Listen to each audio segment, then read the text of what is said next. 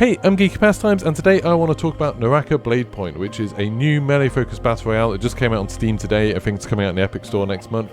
It's not a free-to-play battle royale. You have to buy it. It's currently £18 on Steam, but it is really good fun. You might have seen my video recently about Hunter's Arena Legends. This does have some similarities. You know, there's a lot of sword fighting and stuff, but it's a very different game. So NARAKA BLADEPOINT is all focused around a 60-player battle royale that you can do in solos or in trios. You have the kind of basic setup where you choose somewhere where you spawn, you don't drop in, and then you need to run around, loot up. You get weapons of different rarities. All the weapons are really different. There's like greatswords, katanas, bows, cannons, pistols, all kinds of weird stuff. And then you also get things like perks and armor, and they all have different rarities, so there's a whole bunch of stuff that you can loot up to make yourself more powerful. You also have a grappling hook, and this is one of the big things about this game is the mobility. Everyone has a grappling hook, but you have to pick up spools to be able to use it. You can use that to get around the environment, and you can also like run up walls and clamber up stuff and hang off things, climb up trees. You can do all kinds of crazy stuff. But then you can also use it to hook onto enemies. So when you meet another enemy, you can actually chase them down and use the grappling hook. If you hit them with it, it stuns them for a second, and then you can attack as you're going in towards them. It's almost like Attack on Titan or something. It means the fights end up being quite aerial, and it looks like those sort of like, you know, those movies where people are fighting on wires like Crouching Tiger, Hidden Dragon. There's a lot of stuff that looks like that. It's very visually stunning, and it's a lot to keep track of, but you know, you can lock onto enemies and stuff like that, so it's not too bad. When you're fighting enemies, there's quite a deep fighting system where you can do like different types of melee attacks. Obviously you can hold 2 weapons at a time, so you can keep switching between weapons.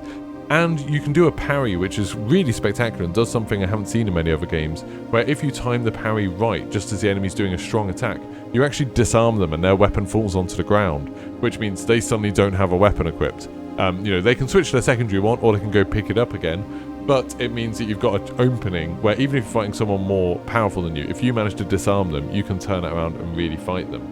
There's all kinds of other strange stuff going on in this game. So there is a durability system that after like 1 or 2 fights, your weapon will be nearly broken and you actually need to fix it. So you just use these weapon durability kits. It takes a couple of seconds, but that's sort of an easy thing to forget. Also, each character has a set of abilities, so they can do things like teleport, or they can tank a bunch of damage, or some of them can go invisible. Some of them can, one of them can turn into this like demigod thing that can sort of grab enemies and smash them into the ground. He's like really huge. One of them runs really fast and leaves fire behind him. Loads of cool abilities like that that's really interesting. Then there's other crazy stuff going on the map, like there's all different types of missions that you can do. There's bounties. For some reason a massive dragon appears sometime. The actual zone is like the side of this big spectral dragon that's very cool.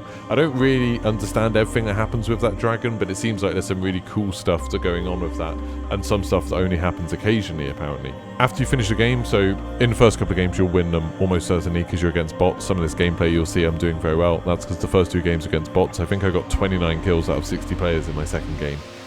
Once you get onto the 3rd or 4th game, don't worry, you will start playing against players. Once you finish all of that, then you go back into the menu and you'll find that you've got loads of different ways to advance your characters. So each character that you've picked, you can actually change like their talents. You can slowly unlock more abilities for them and sort of like extra little stat boosts and stuff like that. You also do the same thing for weapons, so weapons you've used get more powerful over time, and like you can unlock stuff by using them, which is really cool. And then you also have insane customization. So there's the normal stuff you get in loot boxes, and you get like clothes and hairstyles and weapon skins, but you can actually change what each character looks like, and it's like an MMO character creator. You can change every little bit about their face. You can change their skin color, give them tattoos, like change like scars and stuff like that. There's a really it's a really in-depth character customizer, which I didn't expect. But that's really cool as well, so you can make the character kind of your own. It's weird that we haven't seen that in more Battle Royale games. I'm not entirely sure why. Anyway, I've only played sort of 4 games of this so far. I've had a lot of fun with it, what I've played so far. I've just been playing on controller, and it all works really well. It's quite easy to learn, but it seems like there's a huge amount of depth. When I've been playing against people who have clearly been playing like the beta or the alpha, like they've been playing it for a while, some people are very good at this game.